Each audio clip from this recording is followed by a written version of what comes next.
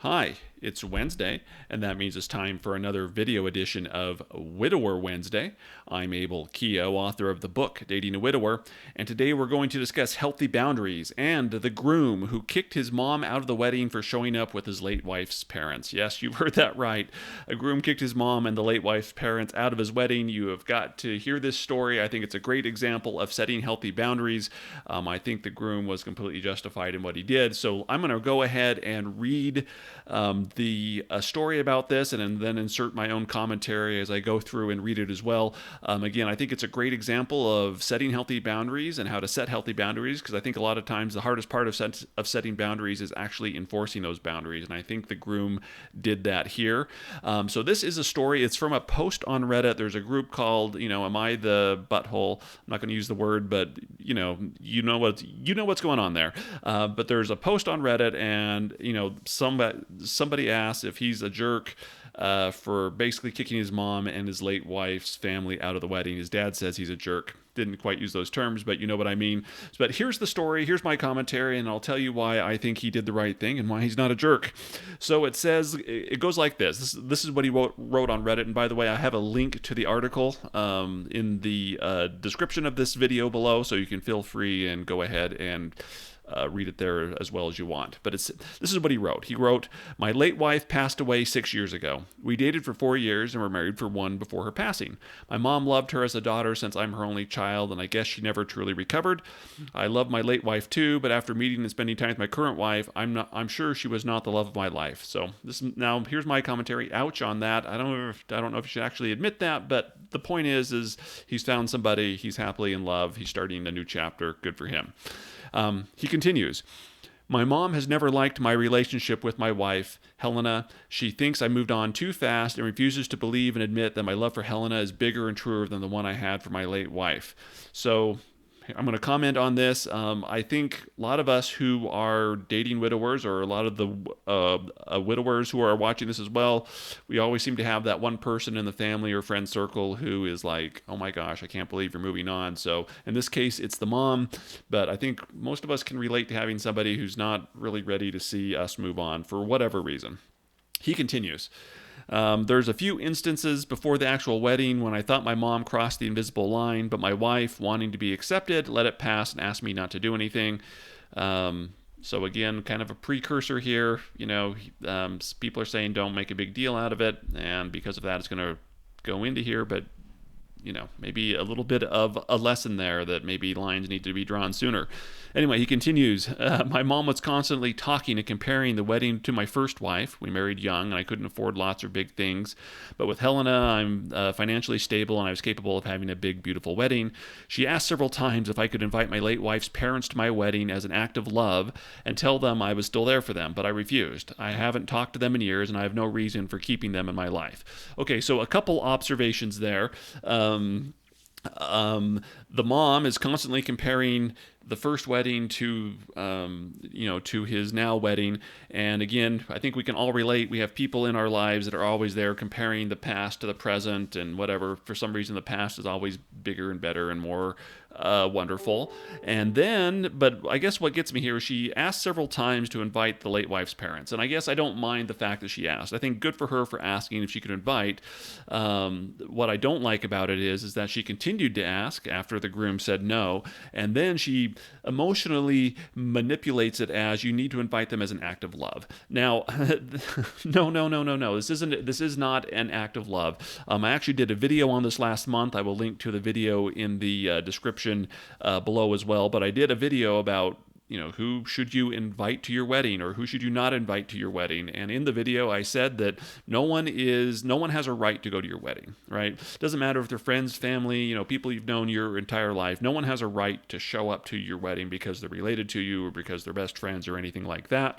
And basically, I've said that, you should invite people to your wedding that are going to be happy that you're there and, won't cause tension and problems, because weddings are big emotional things anyway. And the last thing you really need are people there that might cause problems. And I don't think necessarily that the late wife's family were going to cause problems here. I just think he's kind of been out of touch with them. They really aren't part of his life, and he doesn't want to invite them, which again is his. You can agree or disagree with that, but it's his wedding. It's his wife's wedding, and they get to decide the guest list, not the mom. Does that make sense?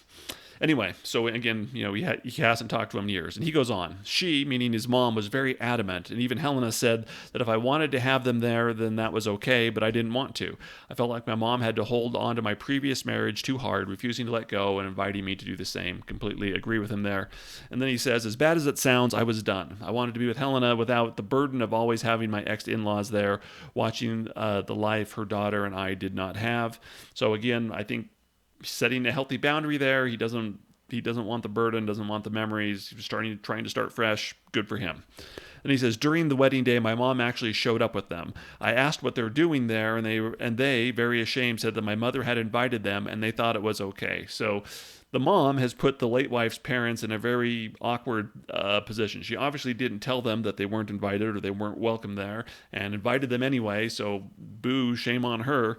And so awkward, very awkward situation here. And my mom said that they're, quote, my family, and I have a duty towards them. And I said they could stay for the reception to avoid comments, but I hadn't invited them and that I was sorry. I looked at my mom and said, you're not allowed to stay, or you're not allowed to say anything, leave and we'll talk later. She cried and begged, but I asked her again to leave, and in the end, the three of them left together. And my dad, who has been divorced from her for almost 15 years, called me a jerk. He didn't use the word jerk, but, you can fill in the blanks then. So, awkward situation, and he had to make a tough call. He's told his mom again and again, my late wife's family, my late wife's parents anyway, are not invited to the wedding, but she invited them anyway. And then he had to have that awkward conversation, like, what are you doing here? I didn't, you weren't invited. And so the mom's kind of put on the spot. Everybody's kind of put on the spot. I think it was nice of him to say, well, you can kind of stay for the reception, but just so you know, you're not kind of welcome here. And then, basically kicked his mom out of the, he kicked his mom out of the wedding, which I don't think was necessarily an easy thing to do. I kind of think, the mom was trying to manipulate the situation by putting everyone in an awkward situation, because really, what is it? I mean, what are you going to do? Someone shows up who's not invited. The mom's there. I mean, oh my gosh, totally awkward. And this groom has the strength to go in there and say, sorry, you're not invited. And by the way, mom, get out of here. So he's enforcing the healthy boundaries that he has been set. And the mom, by the way, was totally out of place. By inviting these people and saying that they're my family and that he has a duty towards them. Okay, so no, you can debate whether or not they're actually family, but he doesn't have a duty towards them. He doesn't. I'm sorry, you don't have a duty towards the late wife's family. And I'm not saying it's up to the individual how much of a kind of a role they play in your life and things like that. But to say that that he has a duty towards them and that they're part of the family, I think again more manipulation by the mother, and good on the groom for at least kicking his mom out. And I guess she took the late wife's family with him. No, he's not a jerk for doing that. I think he did the right thing, and I think good for standing up to his mom. I will go out on a limb here and say that this probably isn't the first time the mom has probably done something like this. If she's making a big deal about this wedding and trying to control the wedding and who shows up, I have a feeling she's done things like this before. And maybe who knows? Maybe the decision wasn't that hard for the groom. It was finally like, oh my gosh, Mom, I can't believe you did this. Get out of here kind of thing. But anyway, so what's the lesson from this? So I think there's a couple of important takeaways from this that I want to highlight. The first is, again, if you have a wedding or any kind of big event, no one has a right or an obligation. No one has a right to be at these events, especially a thing like a wedding. It's up to you and your wife and your soon-to-be spouse who you invite. But I think there is a lesson to be learned here, that the mom was kind of crossing lines early and boundaries maybe weren't set as early as they had to be. So maybe if the groom had put his foot down a little bit harder, it might have avoided this whole thing. Who knows? But again, he set this boundary that he only wanted, these people weren't welcome there. And by the way, I feel bad for the late wife's family. They were put in an awkward spot where they felt like, oh, we're invited to this, and they didn't really understand what was going on. Shame on the mom. But I think really the big lesson for this, and this is for everybody, is that once you set boundaries, the biggest thing I see in coaching sessions and elsewhere is people can set boundaries, but enforcing them is hard, because enforcing them means consequences, and it sometimes means damaging relationships, and sometimes it means telling people how things are. Sometimes it means removing people from your life, or saying things or doing things that's going to be hard for people to hear. And the groom, to his credit, was able to, to kind of, remove the people from the wedding that were causing issues, or at least his mom and, these other people here. Again, he had his own reasons for not wanting them to come, and, again, it's his wedding. And I know that it's funny, actually, if you go through this article and read a lot of the comments, people are like, I can't believe he moved on that fast. I can't believe, he's just kind of, left his late wife's family, and it's kind of a hard thing to do. It's really hard. Again, I'll go in. It's hard for people to understand exactly the dynamics of a widower relationship, because there's so many unique aspects to it.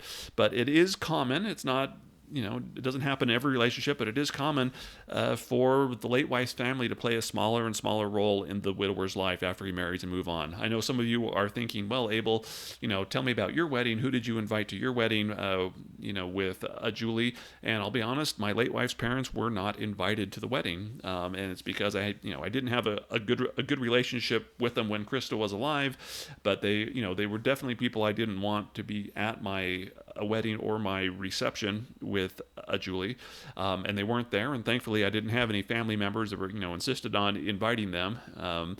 But I did invite, for example, my late wife's grandmother and her brother. I did invite them to the reception, and they were there. And I think I was glad they were there, and I think everything went well. But again, it comes down to the boundaries of, it's your wedding, and you can invite whoever you want. And again, you can say, well, this guy's being a jerk by not inviting them. Well, it's not your wedding. It's his wedding. He can invite who he wants. And think back to your own wedding or your future wedding, if you haven't had one yet, and think, are there people that you would not want at the wedding? And how would you feel if these people showed up uninvited, or people insisted that you invite so-and-so? And you can throw the whole widower issue to the side. It's just, how would you feel like if an ex-spouse was there, an ex-boyfriend, an ex-girlfriend, fill in the blank. There's just people that, for whatever reason, you don't want there, and that's fine. So good on the groom. He's not a jerk for doing that. If he's watching this video, I'm giving you 2 thumbs up for setting healthy boundaries and letting people know it can be done. So share your own comments and your thoughts on this situation below. I'm curious to read them. If you want to schedule a coaching session, if you have your own issues with setting boundaries or want to know how to do that, you can schedule a coaching session, and we can do that as well. Like, subscribe, do all that fun stuff. I'm Abel Keogh, author of the book Dating a Widower, and I'll see you next Wednesday.